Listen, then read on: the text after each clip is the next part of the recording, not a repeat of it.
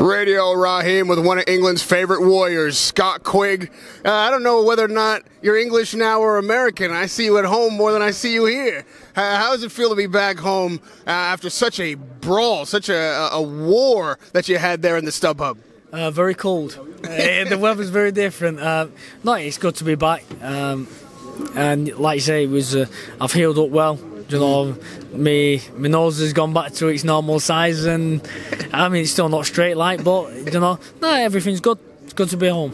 You know, one thing I have to say about English fans and Irish fans is that they respect the guy who goes in there and lays it all out in the ring. So obviously, a win would have been better, but how were you received when you got back, and how do you feel about the finish of the fight? Yeah, obviously when I come back, I was received well. Everyone was going, "What a great fight! You put up a great performance." But again, it is nice to hear that. But I was always taught from a kid, there's no time for a runner-up. So obviously I was devastated I didn't get the win. But on the night I give it everything I had, so I've got no regrets. I couldn't have done more. But I can watch the fight and I can improve, and I can come back stronger.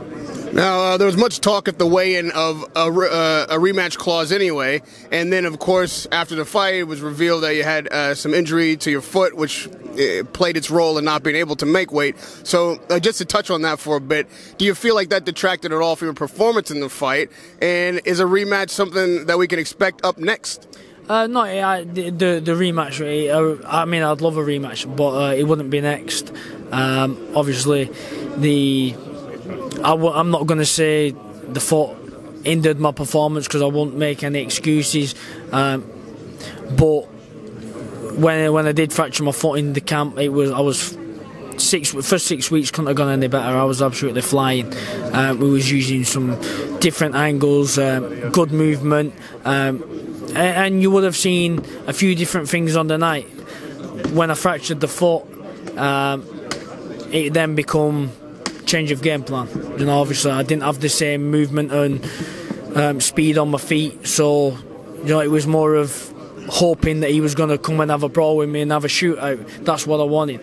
On the night he boxed a good fight. He moved, he stood and fought when he at times, but then he also got on his bike and used the jab well and kept the distance. So full credit to him. He also fought through with a broken jaw and some of his teeth missing.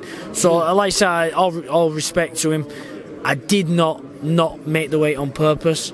I did everything I could to try and make the weight. And again, I just couldn't. My body wouldn't let go of the last bit because I brought my weight down early, a lot earlier than I would do. And on the Thursday morning, I was only 3 pounds over, which is absolutely nothing. But it just wouldn't shift because obviously I'd brought it down and held it that low. My body thought it must have been starving, but again, that's something I'll learn from next time. And like I said, I'm not going to make any excuses because of the foot. The Batman won on the night, and that was it. You talked about the broken nose, which is something that is the second injury that you've had in another war that I've covered for you. The first was the broken jaw. Yep. So when you broke Valdez's jaw, having had that experience yourself, did you know at that moment that you'd done it? I knew there was some because there was a lot of blood coming out of his mouth, but I didn't know his jaw was broken. When I watch it back now on telly, then I can actually see because he don't really close his mouth after that, and you can see. But I know what it's like to carry on with a broken jaw, and fair play to him. He carried on. He showed a true champion's heart, kept his composure, and kept himself together and got the win. When did you know that your own nose had been broken in the fight? As soon as he landed the jab that did it. I think it was round 7. I was having a decent round, and I just remember he caught me with a jab, and straight away it just went. I just felt it go crunch. So straight away I knew. It wasn't painful, but I just knew the bone had been crunched, and it was like, again. So it was it didn't hinder me. He cut my eye in the fifth when I went, just as I caught him and had him going. You know, he cut my eye, which that was a bit of a nuisance at the time until obviously we got that under control. But other than that, listen, it was I hope everyone enjoyed it. People were saying it was a great fight to watch, and again, people saying my stock's gone up from that performance, even in defeat, even though I'd rather my stock have gone down and won the fight. You know, but it didn't work like that. But again, I'll learn from it, and I'm glad everyone enjoyed the fight, and I'll just go back to the drawing board now and see how I can improve and keep going. Now, you said there's no place or no room for runners-up in boxing or in life, but in boxing, you can make a career out of being a tough guy who is known to fight hard, and you can make a decent respect for yourself in the books, but you can't make the big money, and you can't get the big glory without winning these kind of fights. Now, you've added Freddie Rhodes to your corner. You guys seem to have a great relationship.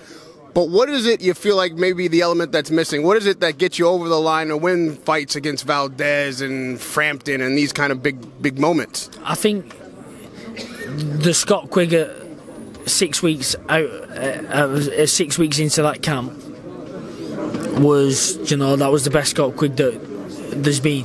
The first 6 week of camp was absolutely, I was flying. We was using movement. We wasn't standing in front. The jab was coming in. Using the jab all the time because I was coming in and out. Never standing in front. Once I fractured the foot, that movement went. I couldn't move on it. So then, obviously I spoke with Fred. He spoke with the conditioning, the rest of the team, and it was a decision. And I said, I can still beat him in a phone box. And that's what I thought he was going to, that's what sort of fight I thought it was going to be. So the decision was I was going to, I wanted to still fight. And it was, I know there's a lot more to come. And I know that the Scott Quigg 6 weeks into that camp is, a very, very, very good fighter that is good enough to beat the likes of Valdez, Frampton, Santa Cruz, the top boys. I really do believe, that I have a very, very good chance of beating them. But obviously the Scott Quigg that got in the ring was good enough to put in a good performance, but not get me over that line. And lastly, along this line, you say Valdez is not next. Do you have your sights set already on the opponent, or what's best for you across the ring the next time you step through the ropes? Obviously, I just want the big fights. I want to fight, the people who are regarded as the best, because I want to become the best.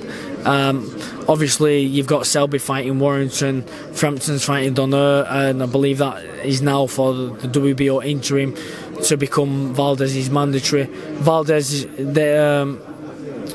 he's going to be out for a while now. I think he'll be out for the rest of the year, or I believe he should be, because he's had 3 tough fights now on the bounce, and I think he needs a rest.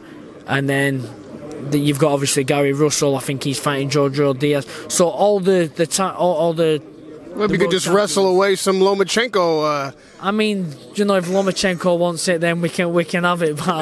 But no, he's on Lomachenko. He's an absolute. What a fighter, Linares. What a fighter he is, and he's You rate him as the best. Who's the best in these divisions?